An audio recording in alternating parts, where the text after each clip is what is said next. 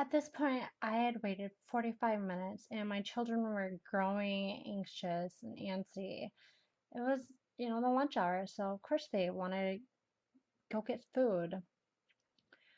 So I had the interpreter come with me to go talk to the receptionist, and I asked her what was taking so long. She wouldn't look at me and said, "You're just gonna have to wait. Sorry." Well, I kept trying to get her attention, and I was trying to show her that my children were growing impatient. And she just was very blunt to me. And I asked, maybe we can see a nurse or a doctor. And she said, "Nope, sorry. Understand that I'm from a small community, so everyone does know the deaf community." At that point, I confronted her and asked if she would please look at me. When she looked up, she looked at the interpreter and not me. All right. So I told her, I've left my child's medication at home and he's really not having it right now. So, of course, at that point, right on cue, my young little one started crying. And that's when the receptionist realized that the situation was serious. So she said, "Okay, let me see what I can do to get you in a little bit early." Then a nurse came over to me and apologized. She said, "I'm so sorry, we're running late. We'll get you in soon." Well, I had a complaint about the receptionist and her poor attitude. So I told her about that. And the nurse said, "Okay, that's fine. Let me have you talk to the office manager." Well, she had the interpreter talk to the office manager, and the interpreter said no, she needs to come over and talk to him. So they called me over, and I started talking to the office manager. The office manager was asking me all these questions about the receptionist and the situation, and it was a little awkward because the receptionist was right there glaring at me because she knew what was going on. So that was not comfortable for me to talk. So the manager said that we could discuss later about everything. Once again, we had to go sit and wait.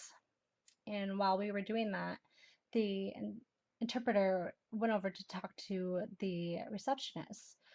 I saw what was going on, and when the interpreter came back over to sit by me, I asked her, "Okay, what was up with that? Why were you talking to the receptionist? Or what did you say?" And she kept kind of pushing aside, saying, "No, it was nothing. Don't worry about it." And I kept pushing on her and was really persistent. So she finally told me that she had apologized to the receptionist about the whole situation for me on my behalf. I just kind of looked at her and was thinking, when is that ever okay to talk for me and not let me know what's going on? That was a whole situation where the communication was broken down. And don't get me wrong, I enjoyed that interpreter and would work with her again. But after that whole experience, it really made me think of the word disempowerment, which is something that I want to get into right now.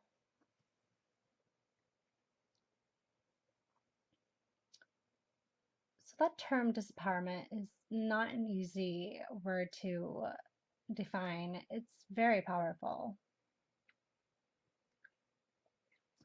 As interpreters, we all know that there's that line that can be drawn between culture mediation. We know it's a challenge. We all know that, right? But still, from my family, there's about 600 years of that history of experience dealing with mediating. I mean, they say how people get stuck in that middle, but and that's where this whole topic kind of comes from. I grew up in both the deaf and hearing communities. Yes, they are different, but there are also many similarities about, and disempowerment is one of them.